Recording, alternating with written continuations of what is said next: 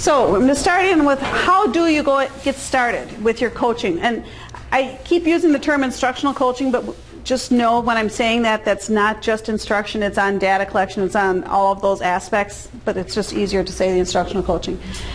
Big thing is it has some meetings with the teachers and the administration. And you talked about how some of the administration doesn't even know you're available. So go in and let them know, this is what I can do, this is what I'm available for, these are some of my skills, and this is how I might be able to help. These are some things that people across the state have said are stumbling blocks, building the system, the problem-solving team, identifying the problems. So, how can I help with those types of things?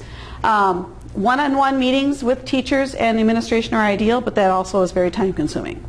So oftentimes it's at grade level meetings is a good place to do it. Your all-staff meetings to let people know, whichever is going to work. But just you'll want to kind of do some sort of presentation on what can a coach do, what are my skills, and so on. And one of the things I read that is if there's a staple in it, it won't get read. So you want to make sure that any information that isn't that true? Any information that you pass out should be on a one page.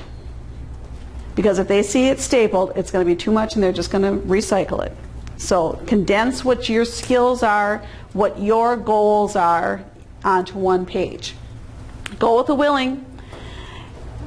There may be some people that you think really, really, really need to have some coaching and really need help, and they don't know how to build a chart, they don't know how to plot anything, they don't know how to do progress monitoring, but they're also have the wall up. Even though you know that that person needs a lot of help, you may not get to that person right away because they're going to need to see what you do and the impact of what you do.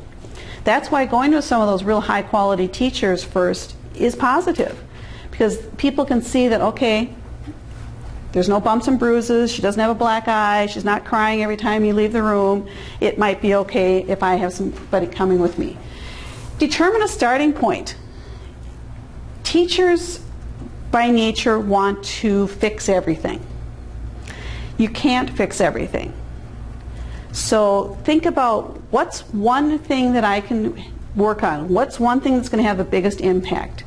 Maybe data collection is the one thing that really you need, and I keep saying that because that's where I really see a lot of teachers don't have the training and the background in true usable data collection.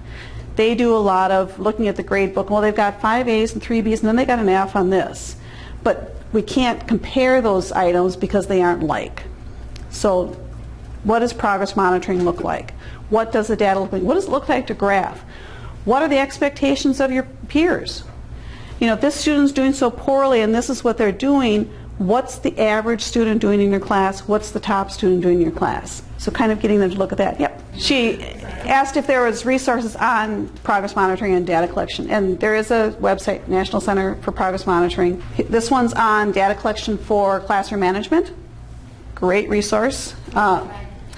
This is by Randy Sprick and Jim Knight are the two main authors. And Randy Sprick is the first author. He's from Safe and Civil Schools. They've collaborated together. So this has, and I think it even has a CD. Yep, it has a CD in the back with some of the forms that they use. I can pass it around. That's why I brought these. I picked up the book a couple of years ago at a conference, and especially if you have teachers that are just kind of like they need a starting point. They're kind of at that very beginning part. It's short. It's a little book called Data Collection Without Tears. But it just gives you like a little bit of an overview about like how do you make a graph? What's it? Maybe you're collecting frequency data. Maybe you're collecting, just the different duration data depending on what it is that you're trying to collect. It's a little bit more bent toward behavioral data than like academic, but it could be applied to both. But I found it to be I found it to be a good when I was talking with teachers. I knew it came up in a district where I was working because that was the big push one year was like, you have to have data. Show me the data for every one of your IEP goals. Like, you got to have it. And so then people were like, ah. But I found that a good place to start with people who was kind of showing them this book. And so. Yeah, I haven't heard of that one. Another one, and I have a copy, but I must have loaned it, which I tend to do, and then it didn't return. But it is also in the resource library for the trainers. It's the Data Coaches Guide. or Guide to Data Coaching, something like that.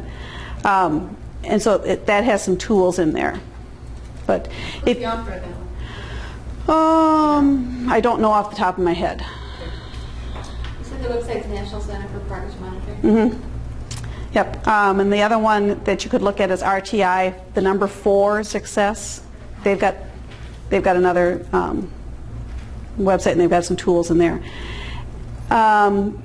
Also things like, if your district is using DIBELS or AIMS over, I think Rochester's going to FAST, aren't they? Yep, so that's, using that as your resource is good. FAST will give, for some of those core areas, are you doing just the reading, or are you reading and math? Just reading right now? Yeah. Okay. So that's another area. The thing with that, though, is for your special ed stuff, I find that was too global. Mm-hmm. I need more specific data. Yep. And so many times what I would find coordinating with the classroom teachers gave me better data, like their end-of-unit tests and things like that. Mm-hmm. And then having my own data collection based on how they do on the different units. Mm-hmm. That's the nice thing about some of the programs we use, like the VMAP and the different reading programs that we have. Some of that stuff is built in too, so you're not reinventing the wheel. Exactly. And you make a point about, you use the data that you're already collecting. Right. Don't always add on different data. Sometimes you're collecting the data, you just didn't know you were collecting data that could be used for something. The biggest thing about progress monitoring, and we'll get into this more, so I'm not going to spend a lot of time, is that you want to make sure that what you're comparing are the same. So you have to have equal difficulty, equal rigor to those. So that's the biggest thing, making sure that. And we'll go into those a little bit more, but those are some places. So determine that starting point. What are some things you can work on? Let the teacher decide that.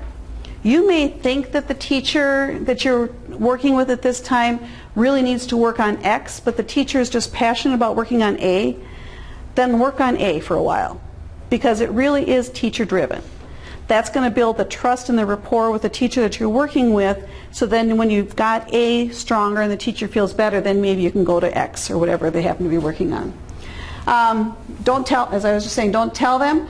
Some areas that you might work on are behavior. That's something I'm seeing a lot more people calling, how do you work on this? What do you do with this behavior? What do you do with that? And there's another one on coaching classroom behavior too. Can I interject real quick? Mm-hmm. Just remember, in your packets you have a resource library list of the books in there. So that Data Coach's Guide to Improving Learning for All Students, I think that was the book you were referring to, is on that list. It's by Nancy Love and Catherine Stiles and a few others. Okay, thank So you. it's on that list. So you have a list of everything that's in that resource library, and that's a library that's available to all trainers. It's housed here. So if there's books in there that you want to get, contact Christian. He'll get it to you. Mm-hmm. You want to borrow them. Yep.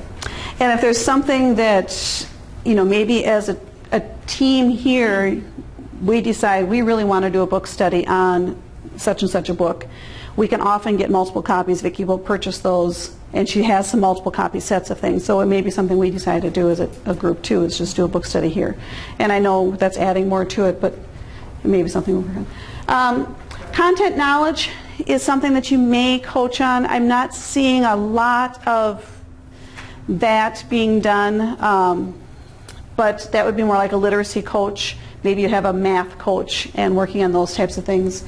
Direct instruction, how do you actually teach with direct instruction?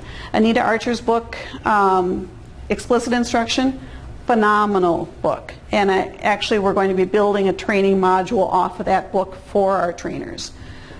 We meaning I. Formative assessments, that's something that not all teachers are familiar with. You may not be familiar with, you may or may not have a strength in that.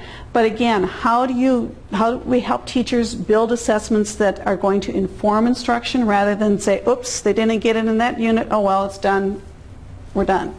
So doing those formative assessments, and then data collection and interpretation. This is where I really see a lot of the coaching that you guys are going to be doing probably there in that data collection.